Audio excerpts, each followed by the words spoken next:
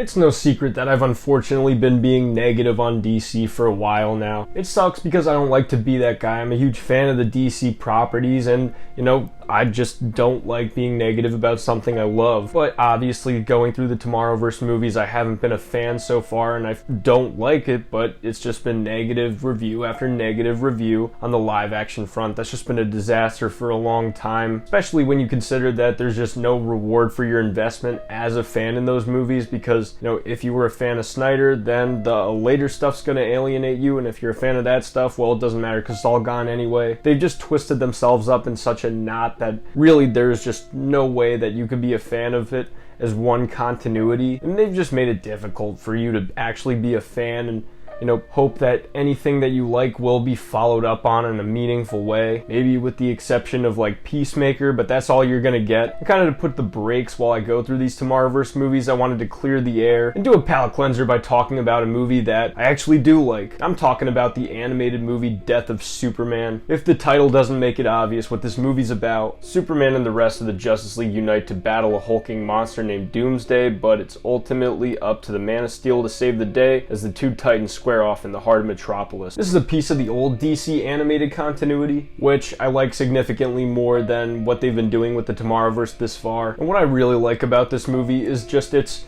a prime testament to the fact that it's total BS, the idea that Superman's a boring character, he's not interesting. It's very clear that he is, and you just need the right writer. He's definitely hard to write for. He's definitely harder than most characters. Since he's indestructible, you can't really rely on any physical obstacles as a crutch for him to kind of be his overarching thing. Usually has to be more of an emotional struggle because you can't threaten him with many things physically. It just forces you to write him to be kind of at the same time simple, also emotionally complex at the same time. That emotion's really where you have to capitalize on his personality. And I'd say that the best versions of Superman it's the versions where his emotion is carried on through his care of people. This movie shows that Superman really is a part of the city. They care about him. He cares about them very deeply. And the people that he protects mean a lot to him, as does he to them. I think that's too what makes the end of the movie such a gut punch, is that when that death happens, you see how much of an impact that he had on the people of Metropolis, and that's the stuff where it really kind of wrenches your gut. It's not just Lois and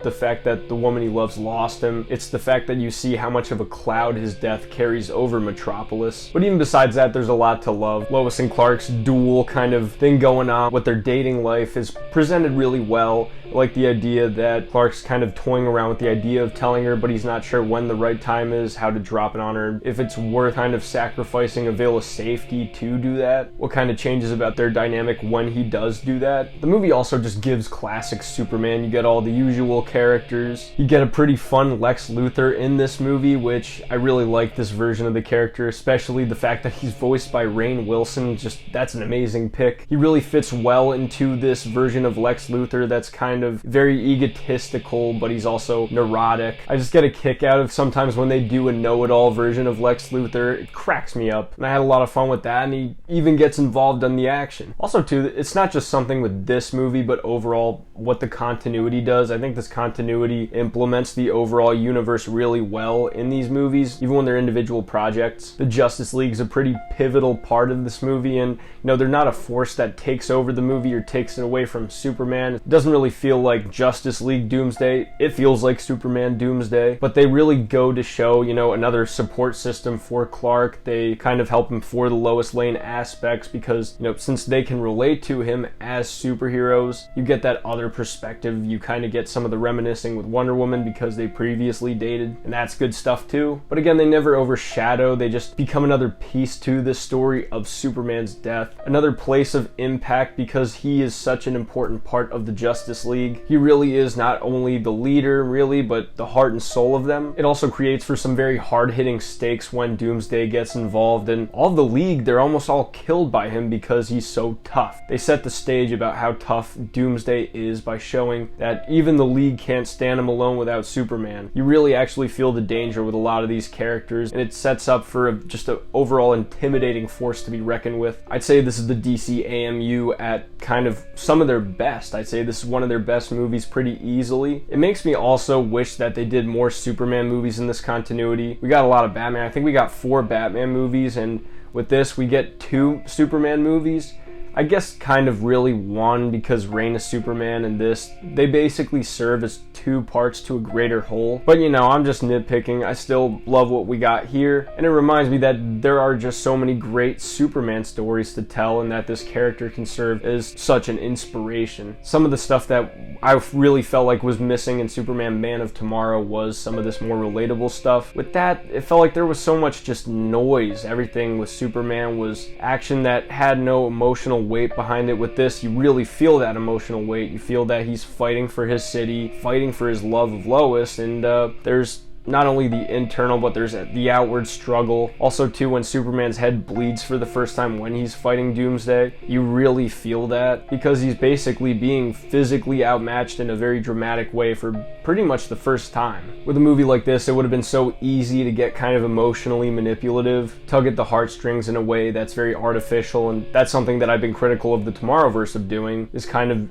ham-fistedly pulling emotions out of the audience when it never really earned them. But with this, it feels very earned, and it's all through character. It's all through this established universe, his friends, his colleagues, and his city. That's what I appreciate so much about this movie, is that it gets all that balanced stuff right, and then it allows for that death to really hit home. It has a huge impact when it hits at the end of the movie, and you just overall really feel it, especially with the sailor guy, with his parents. You really feel the loss of the city. Despite being a fan of Superman Doomsday and, you know, knowing that version of the character better, I feel like in that version of Superman's death, they really rush through that story, and it doesn't really give enough time to let the story breathe like this does. It's not that this one like agonizes in the emotion in a dramatic way or anything, but it's pretty fucking sad. I think that they do it really well. They set up all of the payoffs so that it could just hit you hard at the end. Superman is pretty much at his most ideal self in this movie, and I think that that's what set that up perfectly. We also, you know this character at this point, especially in this continuity. We've gotten to see him through his relationship with his teammates, but in this one we get to dig a little bit deeper into him and who he is. You see how he's inspired the people of Metropolis, how he's trying to be his best self, and